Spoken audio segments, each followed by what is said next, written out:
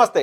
తమిళనాట 108 స్థానాలతో TVK party అతిపెద్ద పార్టీగా ఏర్పడింది. 118 స్థానాలు మ్యాజిక్ ఫిగర్గా ఉంటే 10 స్థానాల దూరంలో టీవీకే పార్టీ ఆగిపోయింది.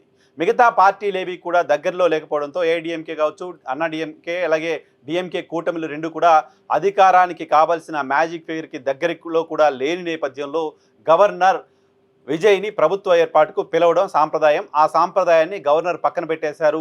ఆ సాంప్రదాయాన్ని పాటించకపోవడం పట్ల దేశవ్యాప్తంగా తీవ్ర విమర్శల్ని ఎదుర్కొంటున్నారు తమిళనాడు గవర్నర్ రాజేంద్రన్.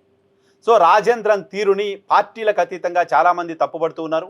రాజేంద్ర తీరుని తమిళనాడుకు సంబంధించిన సినిమా ఇండస్ట్రీ కూడా క్రమంగా తప్పుపడుతూ వస్తోంది. తమిళనాడు సినిమా ఇండస్ట్రీకి సంబంధించిన అనేక మంది ప్రముఖులు విజయ్కి మద్దతుగా గవర్నర్కు వ్యతిరేకంగా ట్వీట్స్ చేస్తున్నారు. గవర్నర్ తీసుకుంటున్న నిర్ణయం సరైనది కాదు అని మాట్లాడుతున్నారు. భారతీయ జనతా పార్టీలో ఉన్న ఖుష్బూ కావచ్చు, డిఎంకే కూటమితో ఉన్న కమల్ హాసన్ కావచ్చు, సొంతంగా పార్టీని ఏర్పాటు చేసుకున్న విశాల్ కావచ్చు, ప్రకాష్ రాజ్ లాంటి వాళ్ళు కావచ్చు, వేరే పార్టీలకు సంబంధించిన ఎంపీలు కావచ్చు, వేరే పార్టీలకు సంబంధించిన వాళ్ళు కావచ్చు, తమిళనాడుకు సంబంధించిన కమ్యూనిస్ట్ పార్టీలు కావచ్చు, అనేక మంది కూడా విజయ్ పట్ల గవర్నర్ తీసుకుంటున్న నిర్ణయం సరైనది కాదు అంటూ మాట్లాడుతున్నారు.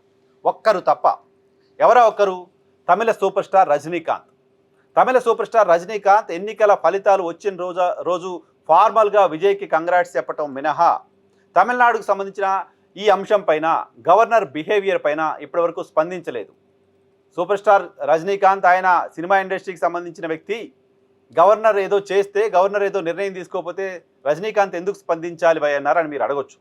ఎందుకు స్పందించాలి అంటే, తమ సినిమా రంగానికి సంబంధించిన ఒక వ్యక్తి పార్టీని ఏర్పాటు చేసి ప్రభుత్వాన్ని ఏర్పాటు చేయడానికి సంబంధించి దగ్గరలో ఆగిపోతే ప్రజాస్వామ్య సాంప్రదాయాల్ని పాటిస్తూ గవర్నర్ పిలవడం అనేది ఆనవాయితీగా వస్తున్న నేపథ్యంలో దాన్ని గవర్నర్ పక్కన పెట్టడం, తమ ఇండస్ట్రీ నుంచి వచ్చిన ఒక వ్యక్తి, ప్రజలకు ఏదో మంచి చేస్తానని చెప్పిన ఒక వ్యక్తి, కొత్తగా వచ్చి రాజకీయాల్లోకి పార్టీ పెట్టిన ఒక వ్యక్తి, అధికారానికి దగ్గరగా ఉన్న ఒక వ్యక్తి, ఆయనకు గవర్నర్ అవకాశం ఇవ్వకపోవడం రాజ్యాంగపరంగా సరైనది కాదు అంటూ మొత్తం దేశవ్యాప్తంగా విమర్శలు వస్తున్న నేపథ్యంలో విజయ్కి మద్దతుగా ఒక మాట మాట్లాడాల్సిన అవసరం ఎందుకు ఉండదు రజనీకాంత్కి?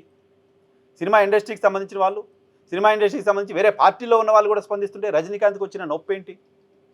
పక్క రాష్ట్రాల్లో ప్రభుత్వాలు ఏర్పడ్డప్పుడు, పక్క రాష్ట్రాల్లో పార్టీలు గెలిచినప్పుడు సంబరాలు చేసుకొని అక్కడికి పోయి ఆ సంబరాల్లో పార్టిసిపేట్ చేసి అవన్నీ చూశాం కదా గతంలో.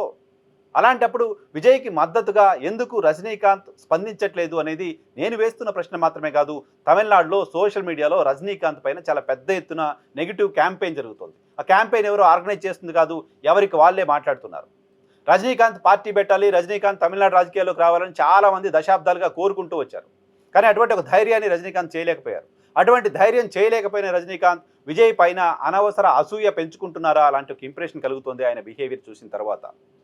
విజయ్ పార్టీ పెడతారనే వార్తలు రావడానికంటే ముందే తమిళనాడులో అసెంబ్లీ ఎన్నికలు జరిగిన ప్రతిసారి రజనీకాంత్ పార్టీకి సంబంధించిన ప్రస్తావన వస్తూ ఉండేది గడిచిన 2 దశాబ్దాలుగా.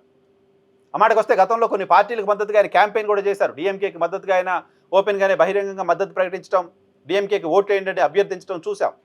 సో అలాంటి నేపథ్యం ఆయనకు ఉంది కాబట్టి తమిళనాడులో జరుగుతున్న ఈ పొలిటికల్ హైడ్రామా పైన, పొలిటికల్ డ్రామా పైన రెస్పాండ్ అవ్వాల్సిన బాధ్యత ఉంటుంది కదా. తమిళనాడు సంబంధించిన ఒక సినిమా నటుడిగా, తమిళనాడు రాజకీయాల్లో గతంలో పార్టిసిపేట్ చేసిన వ్యక్తిగా ఇండైరెక్ట్గా ఓ రాజకీయ పార్టీని ప్రకటించారు ఆయన. నిజానికి రజనీకాంత్ కూడా ఒక రాజకీయ పార్టీని ప్రకటించారు, రాజకీయాల్లోకి రావాలనుకున్నారు. కారణం ఏంటో తెలియదు, ఆ తర్వాత వెనక్కి వెళ్ళిపోయారు. ఇంత జరుగుతుంటే రజనీకాంత్ మౌనంగా ఉండడం ఆయనను ఒక విలన్గా తమిళనాడు ప్రజలు చూసేలా చేస్తోంది. ఆయన అసూయతో రగిలిపోతున్నారని తమిళనాడు ప్రజలు అనుకునేలా చేస్తోంది. రజనీకాంత్ని చాలా గొప్పగా అనుకున్నాం, ఇంత సంకుచితంగా ఉన్నారా అని తమిళ ప్రజలు అనుకునేలా చేస్తోంది. ఇంత తతంగం జరుగుతుంటే ఆయన విజయ్ని అభినందించడమో, విజయ్ దగ్గరికి వెళ్ళి కలవడమో అవి ఎవరు ఎక్స్పెక్ట్ చేయలేం. కానీ స్టాలిన్ దగ్గరికి వెళ్ళి స్టాలిన్ని కలిసి ఓదార్చి వచ్చారు ఆయన. అది ఓదార్చి వచ్చారు, సరే పర్వాలేదు ఎన్నికల్లో ఓడిపోయారు కాబట్టి ఓదార్చారేమో అని అనుకున్నారంతా. కానీ డిఎంకే, అన్నా డిఎంకే మధ్య రజనీకాంత్ పొత్తు కుదిర్చే ప్రయత్నం చేస్తున్నారు అంటూ వార్తలు వచ్చాయి. ఎంతవరకు నిజమో తెలియదు, రజనీకాంత్ ఆన్సర్ చెప్పాలి, ఇప్పటివరకు స్పందించలేదు ఆయన. డిఎంకే, అన్నా డిఎంకే మధ్య పొత్తు కుదిర్చే ప్రయత్నం రజనీకాంత్ చేస్తున్నారని వార్తలు వచ్చిన తర్వాత రజనీకాంత్ పట్ల అసహనం, వ్యతిరేకత మరింత పెరిగిపోతుంది తమిళనాడులో. తమిళనాడు ప్రజలు 35% పైగా ప్రజలు ఓట్లేసి 108 స్థానాలు ఇచ్చి విజయ్ని ముఖ్యమంత్రిగా చూడాలనుకుంటే, దానికి విరుద్ధంగా సినిమా రంగం నుంచి వచ్చిన ఒక వ్యక్తి దశాబ్దాలుగా శత్రువులుగా ఉన్న 2 పార్టీలు కలిపి అక్కడ ప్రభుత్వాన్ని ఏర్పాటు చేయించే ప్రయత్నం చేస్తున్నటువంటి వార్తలు తమిళనాట రజనీకాంత్ని ఒక విలన్గా చూపిస్తున్నాయి. ఆయన తమిళ సూపర్ స్టార్ కాదు, తమిళనాడు పాలిట విలన్గా ఉన్నారు అనే ఒక ఇంప్రెషన్ బిల్డ్ అవుతోంది. సో రజనీకాంత్ పైన ఈ స్థాయిలో వ్యతిరేకత రావడానికి రజనీకాంత్ వ్యవహరిస్తున్న తీరు, రజనీకాంత్ స్పందించని తీరు, రజనీకాంత్ విజయ్ పట్ల చూపిస్తున్న అసూయ, ద్వేషం ఇవన్నీ కూడా కారణమవుతున్నాయి.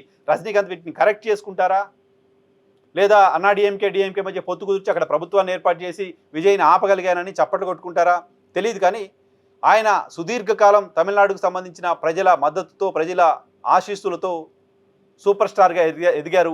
అటువంటి ప్రజల అభిష్టానికి భిన్నంగా, అటువంటి ప్రజల మనస్సుల్లో తన జీవిత చివరి కాలంలో విలన్గా మారిపోవలసిన పరిస్థితిని మాత్రం రజనీకాంత్ తనకు తానే తెచ్చుకున్నాడు అని అనిపిస్తోంది.